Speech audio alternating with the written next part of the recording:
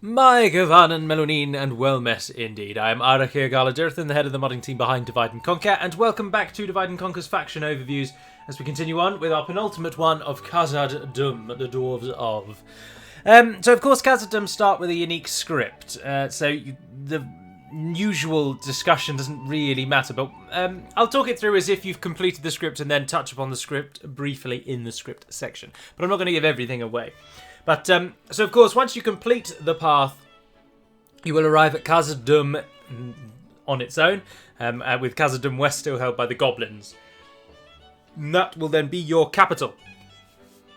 Lord Balin is your faction leader, and he has his own bodyguard, Balin's Guard. He and Aragorn, I believe, are the only two that actually have their own completely unique bodyguard that are unavailable anywhere else. In the Grey Company, of course, with Aragorn. So once you're in Khazad-dum, there is no options for Rebel expansion. Khazad-dum West, sorry, I'm all over the place today. Khazad-dum West is held by the goblins. Now, if you can take them, you might be able to get through to Anon and Arod, which will likely still be Rebel by the time you arrive. Possibly, they might have been quite aggressive in moving for it. Ostenethil at the moment is also Rebel, of course, but remember, it takes roughly around about 15-ish turns to actually complete the journey. So, by the time you arrive, the situation may be very different indeed, but Eruia is probably going to remain Rebel, and so that would likely be a location you can go without stirring the wrath of anybody near you. So the neighbours of Khazad-dum, once there, are of course Lothlorien to your southwest, the Goblins north, west and south, the Anduin Vale and Isengard further afield, and Dunland further afield. Of those, you are allied to the Anduin, and you are allied to Lothlorien, and you are at war with both Dunland and the Goblins, but not Isengard, but you are also at war with the Shadow of Mirkwood. You're allied with Dale and Erebor and the Woodland Realm as well, so all of the northern players you are allied to, i.e. those that are all up here in the north. So the good ones you're all allied to, save of course for Dorwinion, but they're so far away it doesn't matter by the time you actually do arrive. You're not allied to Imladris, so you could always attack them later on if you wanted to, and you're not allied to the Northern Dunedain, so again, if you wish to, they are there to be destroyed.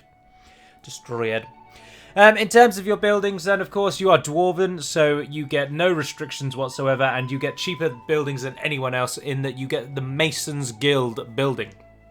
Of course, in future versions, that building is gone. But in this version, 2.2, dwarves get a unique guild called the Masons Guild. And it comes with the nice little added oddity that in Erebor, for example, it gives you the option, if you build the Builder's Hall, which reduces the cost of buildings anyway, and then you also get the guild on top of that, you can make certain buildings in Erebor cost 90% less than they should. So of course that's been changed in future versions, but not in this one. So you get much cheaper buildings than most people, and indeed if you take Palantir or the or Caras Galadhon and get the Mirror of Galadriel, then the bonus you get from that is also reduced construction cost. So very much a builder faction.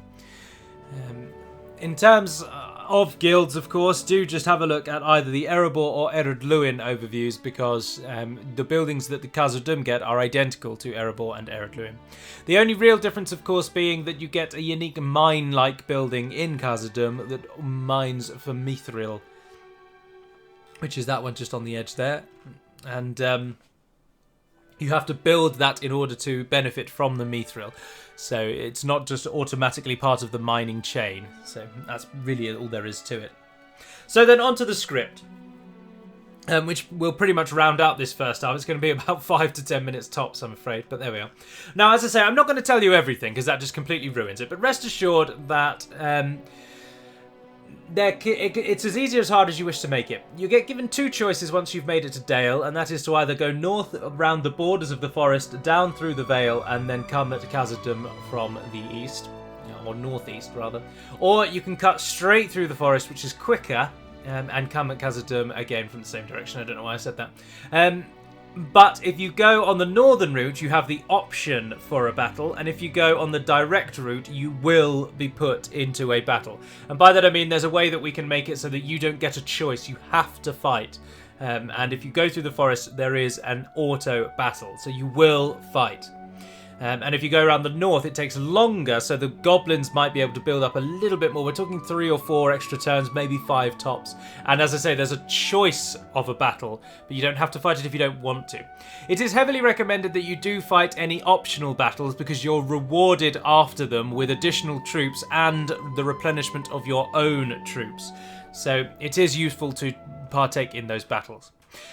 You can't go beyond the area that you are allowed to. So if you cheat Balin, if you move him anywhere, it totally screws the script up, I'm afraid. So if you've played them once before, you have no choice but to play through the script again. Because if you try and fast forward through this early script, it just breaks and you will have to restart the game. So you must follow the arrows with the decision that you have made. And so you must follow the path, I'm afraid. Now, once you arrive at Khazad-dum and you successfully take it, or if you don't successfully take it and you restart and try again, because the battle is quite hard, but once you arrive at Khazad-dum, you then get given a few little nice tidbits. For example, in Balin's retinue, you have Oin and Ori. And once you arrive at Khazad-dum, Ori becomes a diplomat and Oin becomes a standard general, and you lose both of those, the retinue. So they become characters themselves, which is pretty cool. It then, at a certain point, will give you an option of seeking assistance with the Balrog from Gandalf. So let me be clear that you will not fight the Balrog in the battle to retake Khazad-dum. You fight him later. But it'll present you with the option, as I say, would you like to seek Gandalf's help in fighting the Balrog? Now, if you read the whole message, it does explain it, but a lot of people don't, and then they ask the questions, which is unfortunately the bane of our life forever, but there we are. Seeking Gandalf's assistance means that you don't actually fight the Balrog. The Balrog is incredibly buggy and it crashes almost everyone's game. So in order to circumvent that, we added in the feature that going to get Gandalf's assistant means he kills it off screen. You do then have to fight a battle, but the Balrog won't be present. If you do not go for Gandalf's assistance, the Balrog will be present and there's a 99% chance it will crash your game.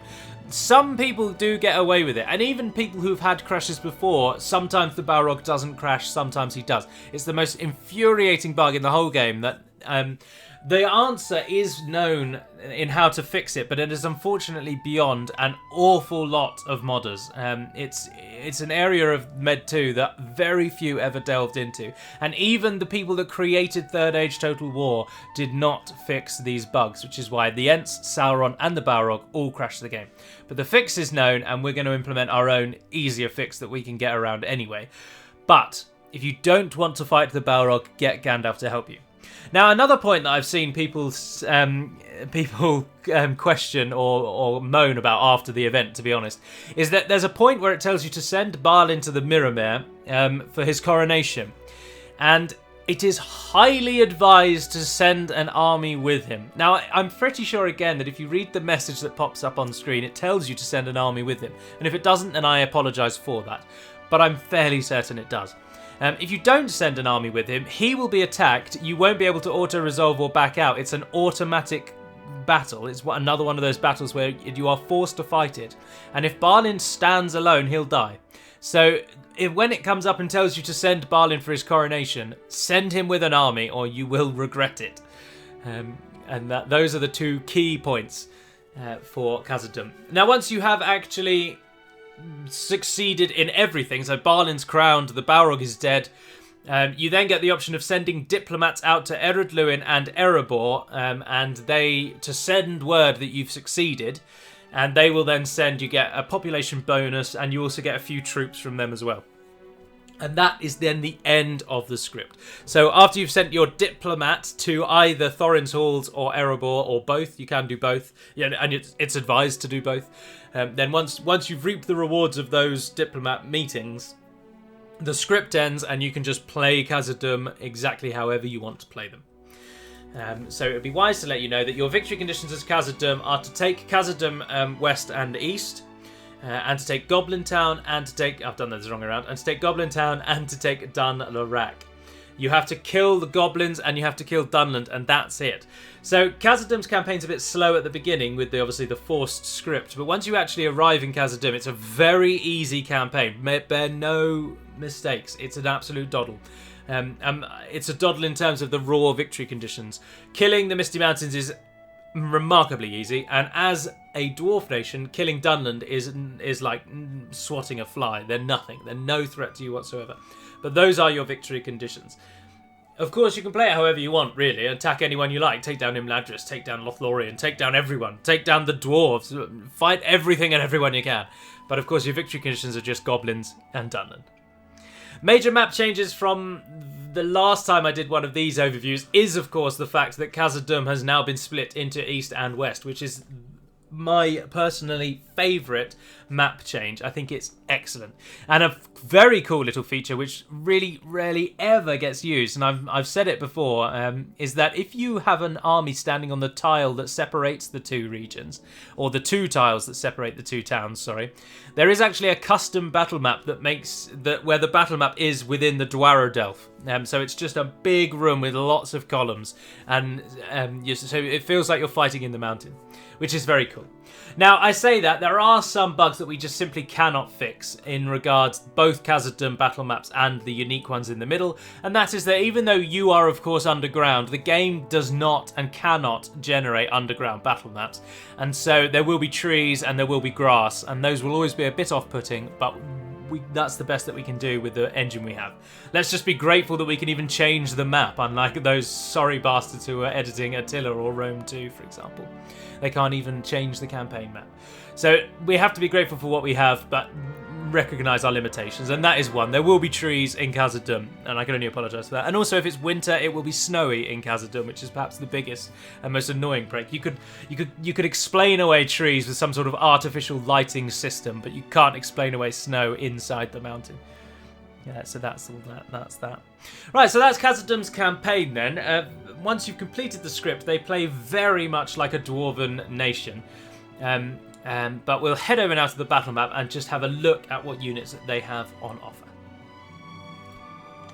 Welcome then to Khazad-dum's battle map. Now, in the Lothlorien episode, I postulated that perhaps Lothlorien have the smallest roster in the entire game, and I rescind that comment because having laid out Khazad-dum's roster, it is quite apparent that they have the smallest roster.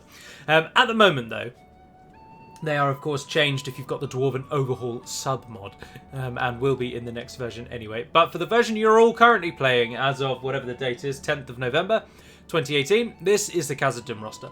So starting you out, you get Dwarven Labourers. Each Dwarven nation gets a low-tier trash-like unit, and you are no different, getting Dwarven Labourers. Now, yours are armour-piercing, which is shared... I think all three of them are armour-piercing, actually.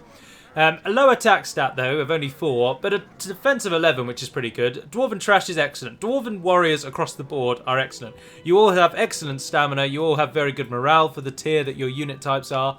And you all fight better in the winter than you do anywhere else. And you fight particularly badly in deserts. So that's Dwarves as a whole. But Labourers are an excellent starting unit, and that effective against armour gives them a real leg up in the starting... amongst the starting forces. And charge bonus of only 2, which isn't very good. Do note as well that all dwarves have a higher mass stat, which means that they punch deeper into the enemy lines when they charge, so an indirect bonus to their charge, but also it means they can counter enemy charges into them better. Particularly cavalry. Dwarves, because of their such high mass stat, they're very good at not taking much damage from cavalry charges, because it's almost like the mass stats cancel each other out, and so the two units just hit each other, and that's it. So a useful little tip to know about the dwarves. Your mainline units before the barracks event then come in the form of Khazad volunteers and Khazad sentries. Volunteers are just an axe and sword, or I think they've all got axes actually. Just a dedicated defensive style unit with a shield wall. A 6 attack, which is pretty good. 15 defense, which is very good for this earlier tier. And again, high morale in being very good with average morale response. They're just very dependable warriors. They're a bit costly though at 640 for the tier they come at. But Khazad sentries are excellent. Early tier pikes that aren't farmhand pikemen are always very good. And Khazad sentries are no different. So attack of 3, charge of 3, defense of 9. But of course they've got the pike animation, so they are much, much better. Deceptively better than their stats would potentially allow you, would show. As Khazad-dum, you get 2 archers, And both come early doors. You've got Dwarven Travellers and Hithyglia Beast Hunters. Now, Hithyglia is the Sindarin translation of Misty Mountains and literally means Misty Mountains, if you were interested. But Dwarven Travellers come first. Now, they only come from, if I'm not mistaken, grassland and forest regions. So counter to all the other Dwarven recruitment, which is faster in mountains, Dwarven Travellers are faster outside of mountains because they are inherent travellers, so they're out and about. It's easier to gather them. They're not very good archers at all. 3 missile attack, albeit that's okay-ish for a trash style unit, but when that's only one of 2 archer options, that's really not helping you at all. Very good average morale response, but their melee attack is 6 and their defense is 10, so that once they finish with their arrows, they are your statistically worse melee unit. So do bear that in mind. Use them for their archers and nothing else. Hithyglia Beast Hunters then, who come in kind of that second tier as shown there, they are better. Their defense is 15, so in line with both the Khazad volunteers and sentries. Their melee attack is 9, which is actually better than the volunteers. They're better in melee than your dedicated earlier tier melee unit. And they're effective against armor. Now the effective against armor trait, I believe, is with their bows, because it shows you the stat for whatever the primary weapon is, and their primary weapon is a bow, and it says it there. So by process of deduction, that would mean that they're armor piercing with their bows, but they may well be armor piercing with their melee, and it may only show melee armor piercing for archer units. So I could be mistaken. I should have checked.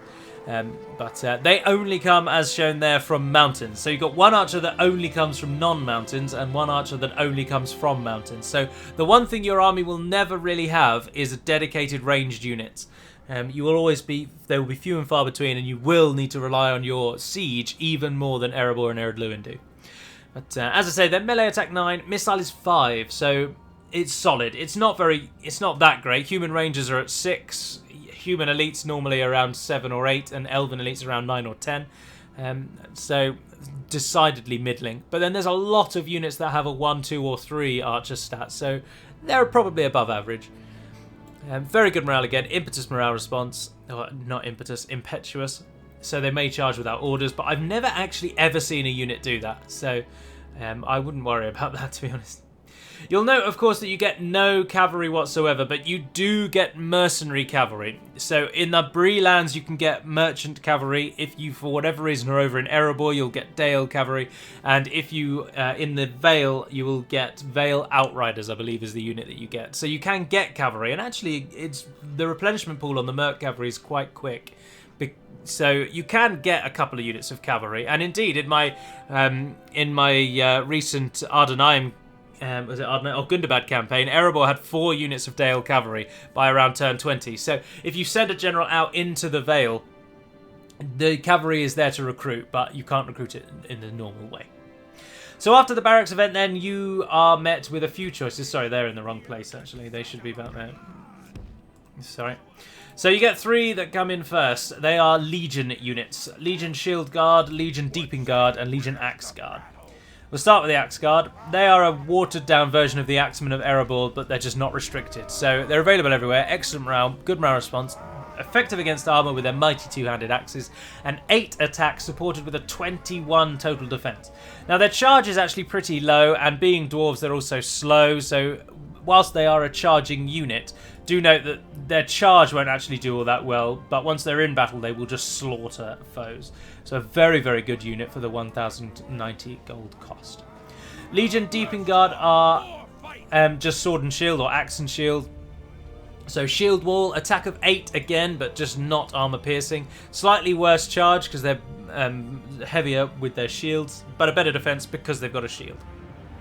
So they're very good at holding the line and taking on spearmen and pikemen and archers. Excellent morale, good morale response. You also get a spear unit. Just point the way. Legion Shield Guard. They are just a spear unit at this tier. So again, lower attack because they're spears, lower charge because they're heavier again, but the overall highest defense of the 3 units. So you've got a unit that holds the line and takes on cavalry, a unit that holds the line and takes on non-cavalry, and a unit that flanks and kills anything that is unfortunate enough to get caught by the other 2. So a nice little triangle of death. And then coming in with your more elite units, first of all, you get Khazad-dum Reclaimers. Khazad-dum Reclaimers are not only look amazing, but they are axe throwers. So your ranged units aren't dead just yet, but they're effective against armor with both weapons. So the throwing axe and the weapon that they then use afterwards. So they are beastly. Absolute slayers. 9 melee attack, which is the highest melee attack sans the Hithyglia Beast Hunters that we've actually had so far. Missile is 13, which is very, very good, of course. That's even for a javelin, that's quite high. Javelins are between normally a 7 and 11. Charge again, quite low of 3, but a total defense of 27, making them very good. They also get a bonus against mounts, which is interesting. They are such is the ferocity of their attack that they are even suited to killing mounts. But they only come from Khazad-dum West and Khazad-dum itself, so again restricted. But excellent morale, good morale response. First Legion represent your overall elites, readily available everywhere style unit. So they are pikes, as you can see. They inspire nearby troops, and they, of course, get bonuses against mounts. But they're pikes with an 8 attack and a 25 total defense with an unwavering and locked morale. They are, I am fairly certain, it's incredibly close between them and the Avari Elder Pikemen of who are the best pikes in the game. And I should imagine they probably just clinch it over the Morikwendi Pikes, which is their new name. So an absolutely phenomenal unit. They're relatively costly at 1,400 though, of course, and even though they are available everywhere, they are your last and elite units, so you won't get that many of them. You won't see very many of them. They are quite rare, unfortunately. Just before we go on to the other units, note that the icons on their shields are dwarven runes for numbers. So this is number 1 because they are the first Legion, and then over here I believe is 3. 1, 2, 3. Oh, no, that's 4. There we are, that's the 3. So 4 denoting 4th Legion, 3 denoting 3rd Legion, and I believe these are 3rd Legion as well. Oh no, and they're 2nd. So that's what the symbols all mean. 1, 2, 3, 4. And those are the genuine dwarven runes. Simplistic, of course, because Roman numerals work just fine. So then we come to your uber elites, of course, and they are Khazad-dum Guardians. Your very best units. Now, all Dwarven nations can train Khazad-dum Guardians, but of course, I put them in the Khazad-dum roster because you're the one most likely to train them, because they only come, again, from Khazad-dum. So you have 2 units that only come from your capital. They have an attack of 12, and they have a total defense of 34, which is insanely high. Charge, again, not that great. Now, they are actually just axe and shield units. They're not effective against armor. They're not flanking units. They're just... Basically, it comes under the same category as sword and shield, really. They can hold the line very well. They're very good against spearmen, owing to the spear debuff against anything that doesn't have a spear. And they're very good against archers, of course. So they're both offensive and defensive. Use them as you will. And lastly, then, we come to your bodyguards. And, of course, there are 2. The Zenith Guard represent your generic bodyguard. And then I've popped Balin's Guard here as well, just to show you the stats for them. And that voice that's how you give generals unique voices. So that is Balin's voice. Although it's not Balin's voice from Battle of Middle-earth, it's just I can't remember which dwarf one that is from. I shouldn't try and think, because then I just stop talking. So, Zenith Guard, these are your actual bodyguards. Attack of 9, total defense of 34. They're a slightly worse version than Khazad-dum Guardians, and of course they are significantly smaller in unit size, so they are worse. But do note that both Khazad-dum Guardians and your bodyguard have locked morale, so they will not run away unless you tell them to. But they're very, very good, don't get me wrong. Those stats are insanely powerful, but they don't have anything that really tips them over the top into that awesome category. They will kill anything early game, but in the late game they swiftly get outclassed by just the fact that they have so few numbers. But Balin's Guard is considerably better. and he does an awful lot more. Now, his attack is 2 lower, but is effective against armor, and he, of course, inspires nearby troops, and he has one of the highest total defenses of any unit at 40. Again, there is not very many of them, and they do have locked morale, so you can be stun locked, but when you're doing 8 attack, with a 6 charge as well, highest of any dwarven unit, and you're effective against armor, and they've got a 40 total defense to chew through, Balin's Guard will kill everything in the early game, and even in the late game, if used as a flanking unit, will really do some good solid damage.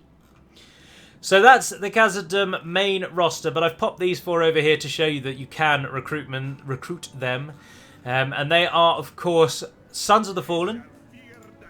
Now, for Dwarves, Sons of the Fallen can only be trained in any of the Misty Mountains regions, but you can also get them as mercenaries. They frighten nearby enemy infantry, an attack of 11, 32 defense. They're excellent spearmen.